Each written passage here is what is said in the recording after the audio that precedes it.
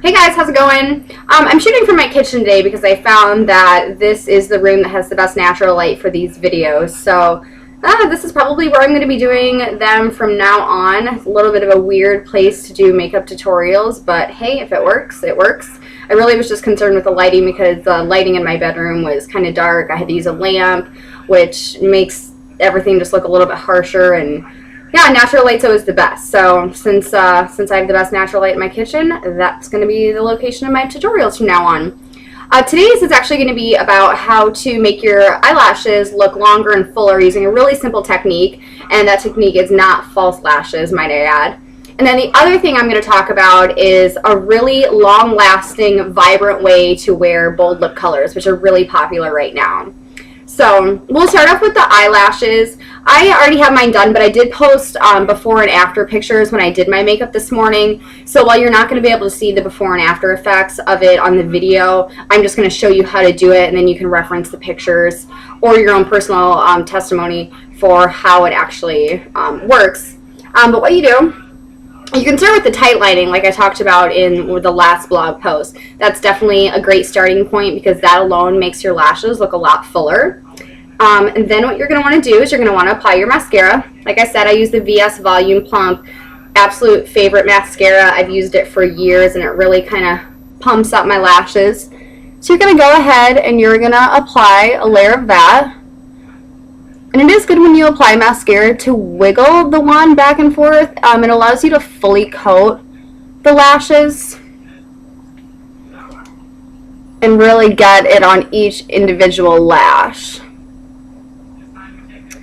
So you're going to go in and do that.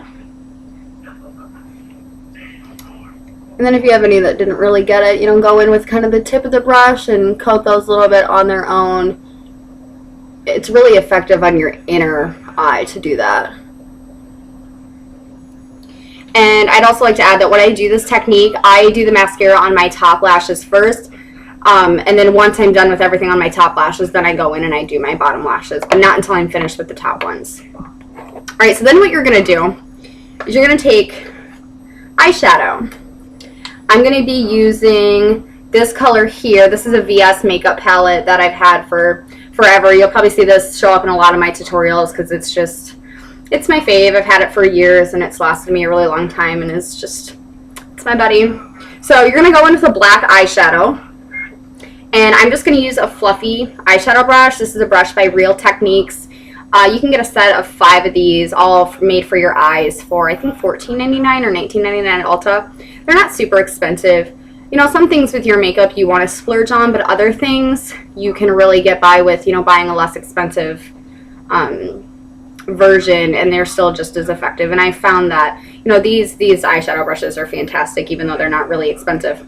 So you're just going to go in and just kind of dab some on the end. You don't want to coat it excessively because if you do that, you're going to end up getting a bunch of eyeshadow under your eye. And you might kind of get that anyways, so be prepared to have a brush or some concealer to get rid of that after you get done. But what you do, and you wouldn't normally take as much time in between the mascara and the eyeshadow as I've taken, but of course I'm walking you through it. But you want to do this when your lashes are still really wet. You're going to go in and just kind of, I don't know, paint the eyeshadow on your lashes.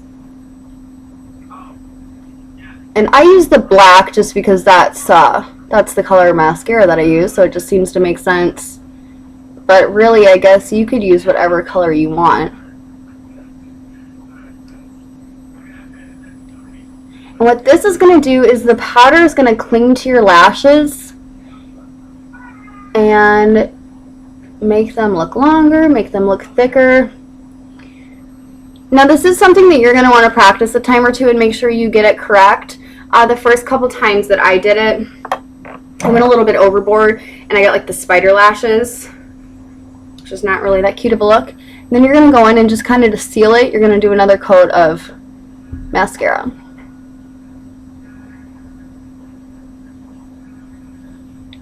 Which, by the way, I'd be curious to see how many women actually do the open mouth thing when they put their mascara on.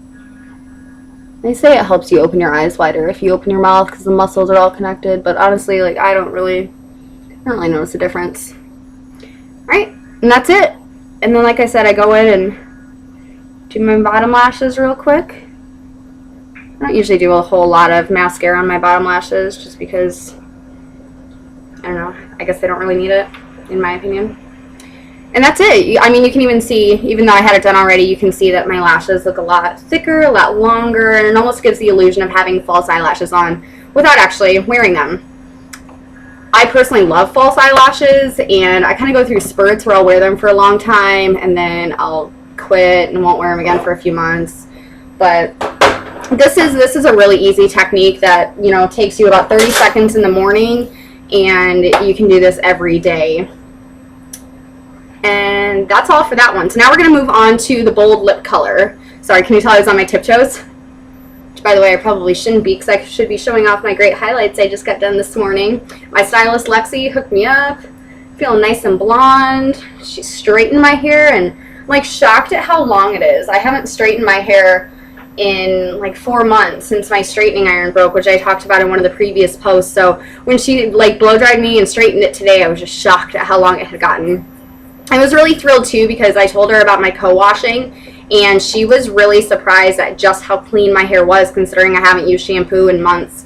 So that was exciting. I was really happy to have, you know, my cosmetologist, you know, be you know, impressed with the results that I've gotten with my hair. That way I know it's just not in my head that I'm getting good results, that it actually is improving my hair. And yeah, so that's great. This is my son, Donovan. Hi. He's being nosy right now and wants to see what I'm doing, so thought I'd let him say hello. Oh, and he's really heavy. Okay, go watch TV. Okay, so, stop, go. Alright, so onto the lipstick. The first thing you're going to want to do, which I'm not going to do in the video because I've already done it, is you're going to want to exfoliate your lips. You can use like a sugar scrub to do this, but the easiest way, and the way that I do it, is just take your toothbrush and just scrub right on your lips. It gets all of the dead skin off, and it makes them a lot smoother. You know, a lot of people, especially during the winter months, will apply chapstick over and over and over and over. But if you're not getting those dead skin cells off your lips first, your lips really can't absorb any moisture. So it's almost counterproductive to just keep slathering on the chapstick. So what you want to do is make sure that you exfoliate them first. Then you can moisturize them.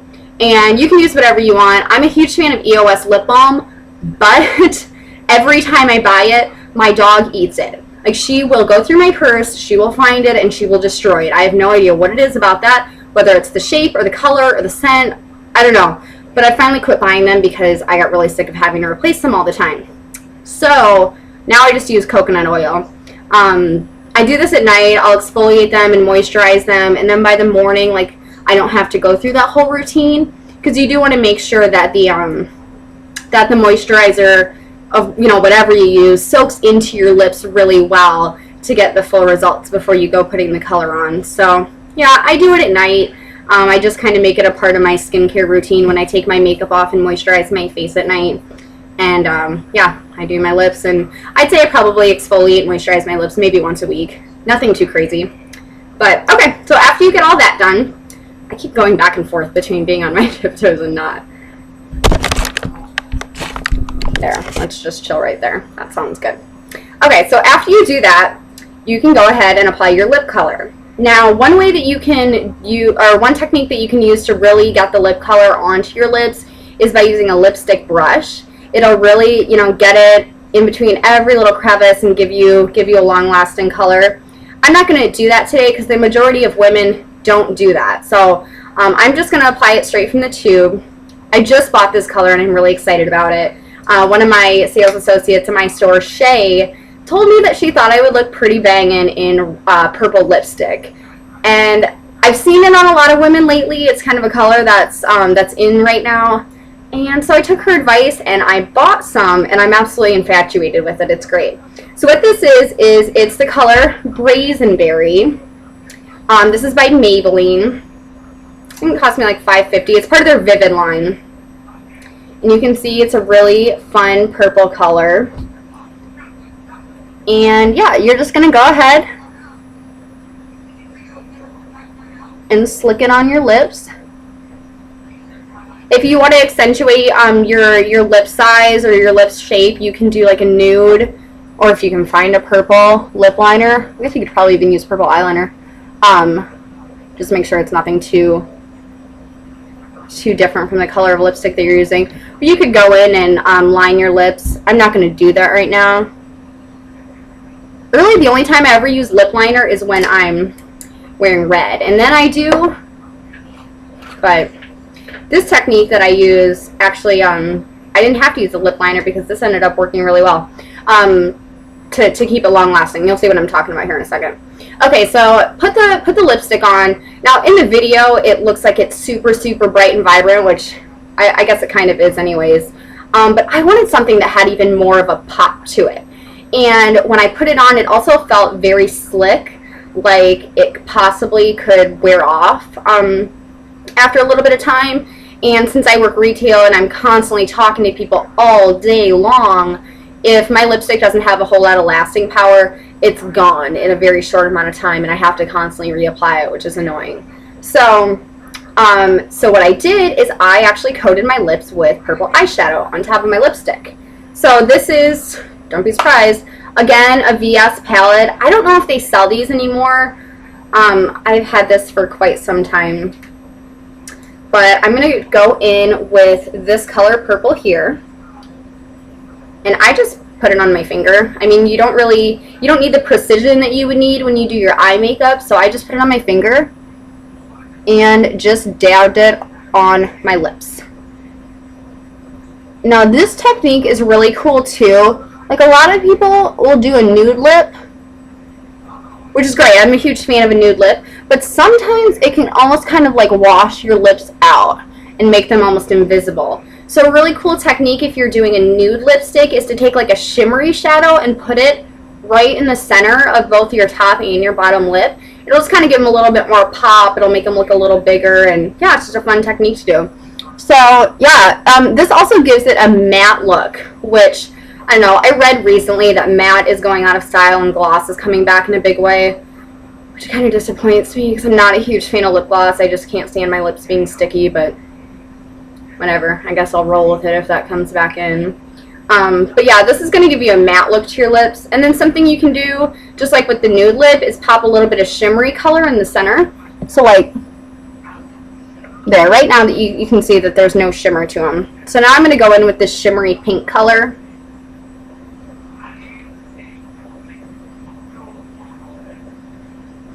Got it in the center. That obviously looks ridiculous. So now I'm going to go back in with the purple and just kind of blend it out.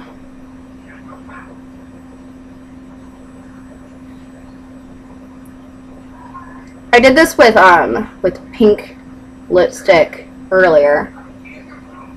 It was really cute because I had it matching my pink shirt. In fact, my before and after pictures of my hair that I'm going to post in the blog are going to have that lipstick. So yeah, you can do it. You can do it with pink. You could do it with orange. Like any lipstick that you can find an eyeshadow that matches, even if it is a decently close match, you can do this with. And when I did this yesterday, it made my lip color last the entire 9-hour shift that I worked at my store, talking nonstop. So I was really impressed with it.